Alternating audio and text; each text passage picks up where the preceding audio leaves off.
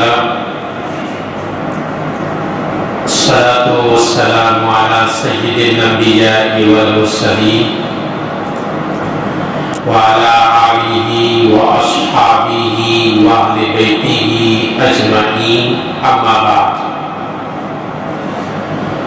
قال الله تبارك وتعالى في القرآن المجيد والفرقان الحميد أعوذ بالله من الشيطان الرجيم بسم الله الرحمن الرحيم إن عدة الشهور عند الله 12 شهرا في كتاب الله يوم خلق السماوات والأرض منها 4 حرم ذلك الدين القيم. وقال النبي صلى الله عليه وسلم أفضل الصيام بعد رمضان شهر الله المحرم وأفضل الصلاة بعد الصلاة المكتوبة صلاة الليل أو كما قال عليه الصلاة والسلام. اللهم صل على محمد وعلى آل محمد أفضل صلواتك بعدد معلوماتك بارك وسلم عليه. معزز و مکرم سامعین کرام، برادران ملت، اللہ جل جلالہ و عما نوالہ کا بڑا ہی کرم ہوا کہ اللہ تبارک و تعالی نے مجھے اور آپ کو پہلی گھڑی میں اس کے گھر کی حاضری کی توفیق دیا. ہم اللہ کی جتنی نعمتیں استعمال کرتے ہیں ان نعمتوں میں اللہ کے گھر کی حاضری کی توفیق ملنا یہ بھی بہت بڑی نعمت ہے. لیکن اس سے بہت مسلمان نعمت نہیں سمجھتے. کسی کو مسجد کی خدمت کا موقع ملنا یا مسجد کو جلد حاضر ہونے کی توفیق ملنا یہ اللہ کی نعمتوں میں بہت بڑی نعمت ہے. میرے دوستو، ہم میں سے ہر آدمی جانتا ہے کہ یہ محرم الحرام کا مہینہ شروع ہو چکا ہے. چلے آج کے جمعہ معلوم کریں گے کہ قرآن و حدیث میں محرم الحرام کی کتنی فضیلت ہے. اس لیے کہ ہم مسلمانوں کے لیے سب سے پہلے دلیل قرآن ہے. چلو ہم پہلے قرآن سے پوچھیں گے، اے قرآن بتا تو رمضان محرم کے مہینے کے بارے میں کیا کہتا ہے؟ تو قرآن کریم کا 10واں پارہ سورہ توبہ آیت نمبر 36 میں اللہ تعالیٰ نے محرم کے مہینے کا ذکر کیا ہے. قرآن کریم کا پارہ نمبر 10 سورہ نمبر 9 رکو نمبر 5 آیت نمبر 36 میں اللہ تعالیٰ نے ارشاد فرمایا إِنَّ عِدَّةَ الشُّهُورِ عِندَ اللَّهِ 12 شَهْرًا فِي كِتَابِ اللَّهِ. اللہ تعالیٰ ارشاد فرماتے ہیں اللہ کے نزدیک سال کے 12 مہینے متعین ہیں. سال کے 12 مہینے جو ہے یہ کوئی نبی نہیں بنائے، کوئی رسول نہیں بنائے، کوئی مفسر نہیں بنائے، کوئی محدث نہیں بنائے، بلکہ اللہ نے متعین کیا ہے. آگے اللہ تعالیٰ کہتے ہیں یہ 12 مہینے کب سے ہیں؟ جب سے اللہ تعالیٰ نے زمین و آسمان کو بنایا، دنیا کو بنایا، جب ہی سے اللہ نے سال کے 12 مہینے بنایا. آگے اللہ ارشاد فرماتے ہیں منہا اربعۃ حرم، ان 12 مہینے میں 4 مہینے عظمت والے مہینے. 12 مہینے میں 4 مہینے عظمت والے مہینے. اب قرآن کی سورہ توبہ کی آیت نمبر 36 میں تو یہ بتایا گیا سال کے 12 مہینے ہیں اور 12 مہینے میں 4 مہینے عظمت والے ہیں۔ اب قرآن میں دیکھنا پڑے گا جن 4 مہینے کو اللہ نے عظمت والے مہینے قرار دیا ہے وہ کون سے مہینے ہیں؟ ہم قرآن میں سورہ فاتحہ سے لے کر سورہ ناس تک ڈھونڈتے ہیں تو کہیں بھی ذکر نہیں ملتا۔ جب کوئی دلیل قرآن میں نہیں ملتی تو مسلمانوں کو چاہیے کہ حدیث میں تلاش کریں۔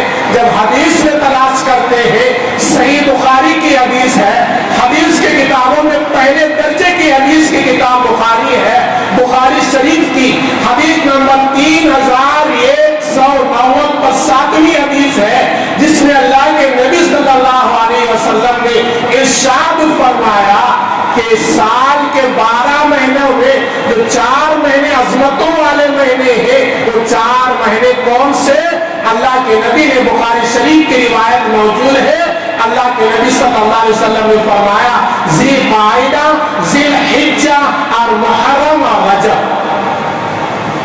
قرآن نے تو بتایا تھا کہ 4 مہینے عظمت والے ہیں، اور نبی صلی اللہ علیہ وسلم نے اس کی تشریح کرتے ہوئے اپنی پیاری زبان میں ذکر کیا، جسے امام بخاری نے اپنی کتاب صحیح بخاری میں حدیث نمبر 3190 پر 7 میں ذکر اس حدیث کو لایا ہے۔ وہاں اللہ کے نبی فرماتے ہیں کہ 12 مہینوں میں 4 عظمتوں والے مہینے ہیں، احترام والے مہینے ہیں، حرمت والے مہینے ہیں، وہ ذی قعدہ، ذی الحجہ اور محرم اور رجب۔ یہ 4 مہینوں میں محرم کا مہینہ آ گیا، تو محرم کا مہینہ عظمت والا مہینہ، اس میں مسلمان خرافات نہیں کرنا، بدعات نہیں کرنا، اسے منحوس نہیں سمجھنا۔ محرم کا مہینہ آنے کے وقت میں بعض مسلمانوں کے ذہنوں میں آج بھی پرانے خیالات ہیں۔ محرم کا مہینہ آ گیا، 10 تاریخ تک کوئی اچھا کام نہیں کرتے، گھر کا افتتاح نہیں کرتے، مکان کا افتتاح، دکان کا افتتاح نہیں کرتے، کوئی نیا کام شروع نہیں کرتے، کوئی سواری نہیں خریدتے، شادی بیاہ کے متعلق معلومات حاصل نہیں کرتے، اس کا ڈیٹ طے نہیں کرتے۔ کیوں نہیں کرتے؟ ہمارے ذہنوں میں یہ بات بیٹھی ہوئی محرم کا مہینہ منحوس ہے۔ میرے دوستو، صحیح بخاری کی تو حدیث ہے، اللہ کے نبی صلی اللہ علیہ وسلم فرما رہے ہیں کہ 4 عظمت والے مہینوں میں محرم کا مہینہ بھی ہے۔ جس مہینے کو نبی عظمت والا مہینہ قرار دے، ہم امتی ہو کر اسے کیسے منحوس مہینہ قرار دے؟ اس لیے عقیدہ صاف رکھو، محرم کا مہینہ حرمت والا ہے، عظمت والا ہے، برکت والا ہے، اسے کبھی منحوس نہیں سمجھیں گے، اسے کبھی ناپاک نہیں سمجھیں گے۔ اور ایک حدیث سنو، بڑی پیاری حدیث ہے، امام ترمذی نے اپنی کتاب ترمذی میں لایا ہے، یہ سیاستہ کی کتابوں سے بتا رہا ہوں۔ قرآن کے بعد دنیا کے اندر دلیل کے طور پر سیاستہ کے 6 کتابوں سے لیا جاتا ہے دلیل، بخاری، مسلم، ترمذی، ابن ماجہ۔ تو اسی ترمذی کے اندر حدیث نمبر 740 پر ایک حدیث ملتی ہے۔ کیا حدیث ہے؟ نبی اکرم صلی اللہ علیہ وسلم سے کسی نے آ کر سوال کیا۔ کیا سوال؟ اللہ کے نبی صلی اللہ علیہ وسلم رمضان کے فرض روزے رکھنے کے بعد سال کے 12 مہینوں میں کوئی مہینے میں میں نفل روزہ رکھنا چاہوں، یہ رمضان کا مہینہ چھوڑ کر جو 11 مہینے بچتے ہیں، ان 11 مہینوں میں کون سے مہینے میں کثرت سے روزہ رکھوں؟ صحابی کا سوال پر غور کرو۔ صحابی کا سوال کیا تھا؟ اللہ کے نبی صلی اللہ علیہ وسلم سال کے 12 مہینے ہیں، 12 مہینے میں رمضان کے روزے تو فرض ہے، وہ کبھی معاف نہیں، وہ بعض مجبوری پر آدمی کو چھوٹ گئے تو بعد میں قضا کرنا پڑتا ہے، لیکن 11 مہینے جو بچتے ہیں ان 11 مہینوں میں کون سے مہینوں میں کثرت سے روزہ رکھوں؟ ترمذی کی بات ہے۔ تو اللہ کے نبی صلی اللہ علیہ وسلم نے ارشاد فرمایا ان 11 مہینوں میں کسی مہینے میں کثرت سے نفل روزہ رکھنا ہے تو محرم الحرام کے اندر زیادہ روزے رکھنا، محرم کے مہینے میں زیادہ روزے رکھنا۔ اس کی کوئی حد متعین نہیں. اللہ توفیق دیا تو 20-25 بھی رکھ لو, اللہ توفیق دیا تو 10-15 بھی رکھ لو, کیونکہ اللہ کے نبی صلی اللہ علیہ وسلم نے صحابی کے پوچھنے پر بتایا تھا, یا رسول اللہ میں 11 مہینوں میں سے کوئی مہینوں میں نفل روزے کثرت سے رکھنا چاہوں تو کون سے مہینے میں؟ تو اللہ کے نبی صلی اللہ علیہ وسلم نے فرمایا شہر اللہ المحرم, اللہ کا مہینہ محرم کا مہینہ ہے, اس مہینے میں کثرت سے تو روزے رکھا کر. یہ صرف صحابی کے لیے نہیں تھا, صحابی کو ذریعہ بنا کر قیامت تک آنے والے پورے ایمان والوں کے لیے نبی نے پیغام دیا کہ محرم کا مہینہ کثرت سے روزہ رکھنے کا مہینہ ہے. یہ منحوس مہینہ نہیں, یہ خرافات والا مہینہ نہیں, یہ شربت بانٹنے کا مہینہ نہیں, یہ کھچڑا بنانے کا مہینہ نہیں, اس میں رنج و غم کے منظر پیش کرنے کا مہینہ نہیں, یہ تو عبادت والا مہینہ ہے, یہ تو روزے کثرت سے رکھنے والا مہینہ ہے. دو حدیثیں ہوئی, ایک بخاری کی اور ایک ترمذی کی. اور ایک حدیث سنو, صحیح مسلم میں ہے, حدیث نمبر 2712. نبی اکرم صلی اللہ علیہ وسلم نے ارشاد فرمایا افضل الصیام بعد رمضان شہر اللہ المحرم, رمضان کے بعد افضل روزے محرم کے مہینے کے روزے ہیں, جو محرم کا مہینہ اللہ کا ہے. ایسے تو 12 مہینے بھی اللہ ہی نے بنایا, لیکن نبی صلی اللہ علیہ وسلم نے محرم کے مہینے کی عظمت بتانے کے لیے فرمایا ھذا شہر اللہ, محرم کا مہینہ اللہ کا مہینہ ہے, اس میں خرافات نہ کرنا, اس میں بدعات نہ کرنا, اللہ کو ناراض کرنے والے کام نہ کرنا, شریعت کے خلاف قدم نہ بنانا. اس لیے پیغمبر نے بتایا کہ رمضان کے روزوں کے بعد سب سے افضل روزہ محرم کا.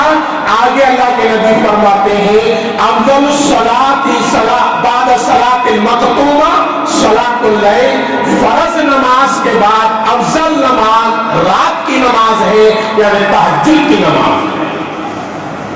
اللہ کے نبی صلی اللہ علیہ وسلم نے امت کے سامنے صاف بات رکھ دی ہے کہ محرم کا مہینہ عظمت والا مہینہ, بڑی برکت والا مہینہ. اللہ توفیق دیا تو روزے رکھنا, گناہوں سے بچنا, کیونکہ قرآن میں سورہ توبہ کی آیت نمبر 36 رکوع نمبر 5 میں اللہ نے کہا اربعۃ حرم, اس سال کے 12 مہینے میں 4 مہینے عظمت والے ہیں. جس مہینے کو اللہ نے عظمت قرار دیا, جس مہینے کو نبی نے شہر اللہ قرار دیا, ہم اس میں خرافات نہیں کریں گے, بدعات کو ایجاد نہیں کریں گے, اللہ کی نافرمانی نہیں کریں گے, شریعت کے خلاف نہیں چلیں گے. اور ایک حدیث سنو صحیح مسلم ہی میں, صحیح مسلم حدیث نمبر 2814. جب نبی صلی اللہ علیہ وسلم ہجرت کر کے مکہ چھوڑ کر مدینہ طیبہ تشریف لے گئے تو مدینے کے قریب ایک گاؤں تھا جس کا نام خیبر. آج مدینہ شہر بڑا بن گیا تو وہ خیبر مدینے میں شمار ہو گیا ہے, نبی کے زمانے میں وہ الگ گاؤں تھا.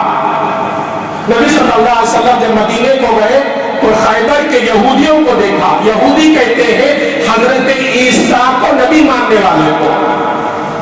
تو نبی صلی اللہ علیہ وسلم نے دیکھا کہ یہودی محرم کے 10 تاریخ کو روزہ رکھ رہے ہیں.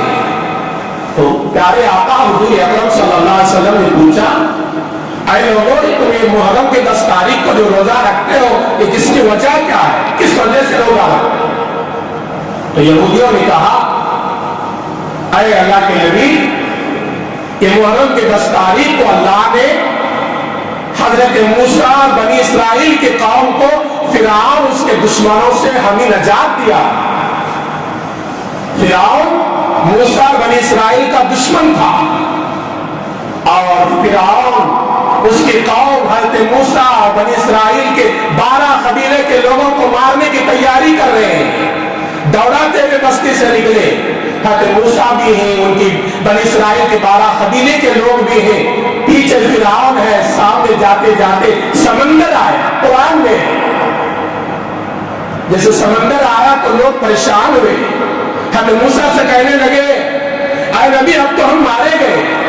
پیچھے فرعون اس کا لشکر, سامنے پار کرنے کے لیے راستہ نہیں, سمندر ہے.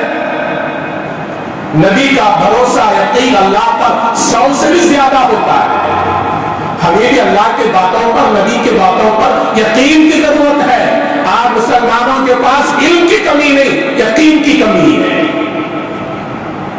تو حضرت موسیٰ علیہ السلام نے کہا گھبراؤ نہیں, ان ربی سیہدین, میرا رب مجھے صحیح ہدایت دے گا, راستے بنائے گا, گھبرائے نہیں. ادھر پیچھے فرعون اس کے لشکر ہزاروں کا, ادھر سامنے سمندر. اللہ نے کہا کہ اے موسیٰ تمہارے عصا پانی پر مارو. جیسے ہی عصا پانی پر مارا گیا, حدیث پاک میں ہے, امام مالک کی کتاب موطا کے اندر بھی ہے, نبی صلی اللہ علیہ وسلم فرماتے ہیں جیسے ہی سمندر پر وہ عصا مارا گیا 12 راستے بنے, پانی رک گیا. یہ 12 راستے اس لیے بنے, بنی اسرائیل کے قوم کے 12 قبیلے تو موسیٰ کے ساتھ آئے تھے, ہر قبیلے خاندان والوں کے لیے الگ راستہ. جب موسیٰ علیہ السلام کے اللہ کے حکم سے عصا مارا, راستے بنے, تو لوگ سمندر میں پار ہونے لگے اور سمندر کا سفر طے کرنے لگے. ادھر فرعون اس کے قوم آ کر دیکھا, ارے سمندر میں راستہ, کہ لوگ جا رہے میں بھی چلوں گا. فرعون اس کے قوم سمندر میں جاتے ہیں تو درمیان میں جیسے جاتے ہیں, اللہ نے قرآن میں کہا, اللہ نے پانی کو حکم دیا کہ درمیان کا راستہ بند کر دے. پانی آ کر مل گیا اور فرعون اس کے قوم غرق و برباد ہو گئی. تو یہودیوں نے کہا کہ یہ واقعہ جو ہے محرم کے 10 تاریخ کو ہوا تھا, اس لیے موسیٰ علیہ السلام نے شکرانے کے طور پر روزہ رکھا تھا. ہم موسیٰ کا کلمہ پڑھنے والے ہیں, ہم بھی ان کی اتباع میں محرم کے 10 تاریخ کو روزہ رکھیں. تو نبی صلی اللہ علیہ وسلم نے کیا ارشاد فرمایا, نحن احق موسیٰ منکم, موسیٰ کی اتباع کرنے میں ہم تمہارے سے زیادہ حقدار ہیں, اس لیے ہم بھی روزہ رکھیں گے. تو نبی صلی اللہ علیہ وسلم نے صحابہ کو ترغیب دی تھی محرم کے 10 تاریخ کو, جس کو ہم عاشورہ کہتے ہیں, روزہ رکھو. عاشورہ کا روزہ رکھنے سے کیا ملتا ثواب سنو. صحیح مسلم حدیث نمبر 2803, حضرت علی سے غالباً مشہور ہے. نبی اکرم صلی اللہ علیہ وسلم نے فرمایا صیام یوم عاشورہ احتسبوا علی اللہ ان یکفر سنۃ التی قبلہ. نبی اکرم صلی اللہ علیہ وسلم فرماتے ہیں جو عاشورہ کا روزہ رکھے, مجھے اللہ کے ذات سے امید ہے اس کے 1 سال کے پہلے کے پورے گناہ معاف ہو جائیں گے. اس لیے محرم کے مہینے میں کثرت سے روزے رکھو. اگر نہیں ہوا تو کم از کم عاشورہ کا روزہ رکھو 10 تاریخ کا, اور ساتھ میں 9 تاریخ کو بھی ملا لو. کیوں کہ نبی صلی اللہ علیہ وسلم سے کسی صحابی نے آ کر پوچھا تھا, اللہ کے نبی صلی اللہ علیہ وسلم آپ نے محرم کے 10 تاریخ کو روزہ رکھنے کا حکم دیا, ادھر یہودی بھی رکھتے ہیں, ہم نے ان میں کوئی فرق نہیں ہوتا, تو کیا کرے. تو نبی صلی اللہ علیہ وسلم نے فرمایا کہ وہ 1 روزہ رکھتے ہیں, تم 2 روزہ رکھو. 10 کے ساتھ 1 کو ملا لو, 9-10 رکھو, یا 10 کے ساتھ 11 کو ملا لو, 10-11 رکھو. تو نبی صلی اللہ علیہ وسلم کی خواہش تھی محرم کے 1 روزے کے ساتھ میں دوسرا روزہ ملانے کی, لیکن نبی صلی اللہ علیہ وسلم ارشاد فرمانے کے دوسرے سال محرم آنے سے پہلے اللہ کے نبی صلی اللہ علیہ وسلم کا انتقال ہو چکا تھا. اس لیے علماء کہتے ہیں 1 روزے کے بجائے 2 روزے رکھنا اللہ کے نبی کی منشا تھی, اس لیے محرم کے 2 روزے کم از کم رکھنے کی کوشش کرنا. یہ کوئی واجب نہیں, کوئی سنت نہیں, لیکن نفل روزے ہیں, ثواب ہے. 1 سال کا گناہ اللہ تعالیٰ معاف کر رہا ہے, کتنی بڑی اللہ کی مہربانی روزوں سے. اس لیے روزوں کی کثرت کریں. رمضان کے مہینے میں گناہوں سے, محرم کے مہینے میں گناہوں سے بچنا چاہیے. کوئی خرافات, کوئی بدعات, شریعت کے خلاف کے کام ہم مسلمان نہیں کریں گے, اس لیے کہ مسلمان کے لیے دلیل قرآن ہے, حدیث ہے. جو بات قرآن میں نہ ملے وہ حدیث میں ڈھونڈیں گے, جو بات قرآن و حدیث میں بھی نہ ملے صحابہ کی زندگی میں دیکھیں گے, وہاں سے لیں گے. تو ہم قرآن میں تو معلوم ہوا محرم کا مہینہ عظمت والا ہے, سورہ توبہ آیت نمبر 36 میں, اور حدیثوں سے معلوم ہوا صحیح مسلم کے 3 حدیث میں نے بتایا, اور ترمذی کی حدیث بتایا محرم کا مہینہ روزہ رکھنے والا مہینہ ہے, عبادت کرنے کا مہینہ ہے, اللہ کو راضی کرنے کا مہینہ ہے. اور صحابہ کی زندگی دیکھو کہ صحابہ کرام محرم کے مہینے میں کثرت سے روزے رکھتے تھے, اور صحابہ کے بعد جتنے نیک لوگوں की जिंदगी पढ़ो, वो लोग भी मुहर्रम के अंदर बड़ी इबादत करते। बाद लोगों के जहनों में है कि मुहर्रम के 10 तारीख को अल्लाह के नबी सल्लल्लाहु अलैहि वसल्लम के नवासे इमाम हुसैन शहीद हुए थे, इसलिए गम का दिन है, गम का महीना है। नहीं मेरे दोस्तों, कोई आदमी शहीद होता है तो गम की बात नहीं, खुशी की बात है। अगर शहादत गम की बात होती तो नबी शहादत की दुआ नहीं मांगते थे। सही बुखारी में हदीस है, हुजूर अकरम सल्लल्लाहु अलैहि वसल्लम दुआ मांगते थे, ला वजिदतु अन फी सबीलिल्लाह सुम्मा या सुम्मा क़ुल। अल्लाह के नबी ने फरमाया, मेरी ख्वाहिश है मैं अल्लाह के रास्ते में मारा जाऊं, फिर जिंदा किया जाओ, फिर मारा जाओ, फिर जिंदा किया जाओ, फिर मारा जाओ। अल्लाह के नबी 3 मरतबा दोहराया। अगर शहादत की मौत मनहूस होती तो हज़रत उमर फारूक दुआ में करते थे, हज़रत उमर फारूक दुआ करते थे, अल्लाह मुझे शहादत की मौत दे और नबी के शहर में मौत दे। तो शहीद हो जाना वो तारीख और महीना मनहूस नहीं होता। ये शिया लोगों की तरफ से आए हुए हैं। हमारे बड़ों के पास दीन इल्म नहीं था, उनके पास आया और हमें उनके बातों को लेकर पुख्ता नहीं बनाना चाहिए। हमें सोचना चाहिए कुरान और हदीस में महीना मनहूस नहीं है, इबादत का है, इसको इबादत ही के अंदाज में रखना चाहिए।